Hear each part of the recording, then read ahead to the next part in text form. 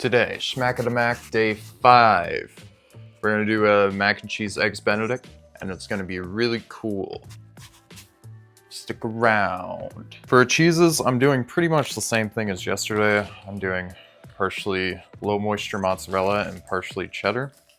And also, I got a giant cheddar block now too. So, that's nice. Shh. One day we will be one cheddar. One day. I'm also using bacon instead of ham because I don't want to buy a whole ass ham just to make one thing.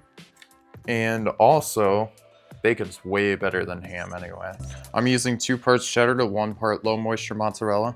And I'm doing a 1-to-1 ratio of cheese to milk by weight. Our milk can be heated to a simmer. Then we'll add our cheese, our milk, and 2% of our total cheese and milk weight in sodium citrate to a blender. This gets blended until it forms a nice smooth cheese sauce. Boil your noodles in some salted water until just before al dente. The noodles get strained when ready and then added back to the pot.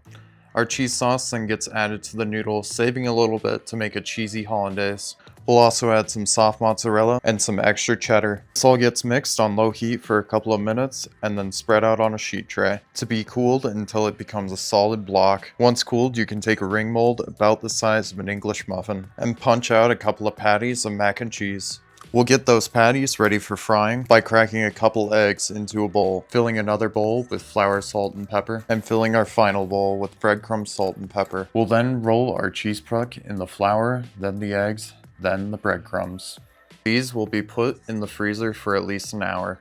Starting on our Hollandaise, we're going to heat up a stick of butter in the microwave. Then separate 2 egg yolks and gently heat up our leftover cheese sauce. Our egg yolks go into a blender, along with some hot sauce, some vinegar, and Dijon mustard. These all get blended on low with first our cheese sauce, then slowly drizzle in your butter on a high speed. This will be your cheddar Hollandaise. Keep it warm until it's ready to be served. We'll cook off a few pieces of bacon, then fill up a pot of oil and bring it up to 150 degrees. Now our pucks are ready to be fried until they're a beautiful golden brown. They can be held in a 170 degree oven until ready to serve. As those wait, we'll bring a pot of water with a splash of vinegar up to a simmer. We'll also crack 2 eggs into a bowl. Turning our water into a vortex, we'll drop 1 egg in at a time.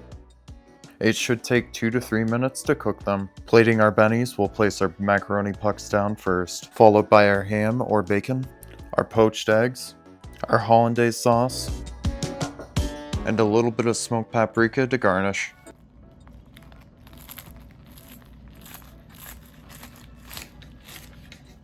Our cross section ended up being pretty messy, but that's alright. Okay, hell yeah. I'm kind of excited for this one, even though Eggs Benedicts are nothing but pain and suffering for me after working brunch shifts in a few restaurants. But this is gonna be awesome. That was pretty fantastic. I do think the Hollandaise stole the show, just because it's not like overly cheesy or anything like that, but the cheddar just kind of adds a little bit of some extra complexity. So I think this might be maybe my favorite Hollandaise I've ever had. I will say I kind of miss the ham on an Eggs Benedict, even though I was talking shit about the ham on an Eggs Benedict.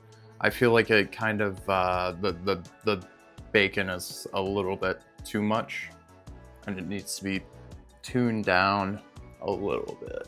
Other than that, it's kind of a pain in the ass to make a macaroni puck for an Eggs Benedict, for something that's already kind of a pain in the ass to make. But it was pretty good. I would say I do like the last mac I did, the just bacon and egg mac, a bit better though. Thanks for watching. If I reach 500 subscribers by the end of the week, I will have another week of mac and cheese week next week. God, am I gonna do this? It's just gonna make me sick.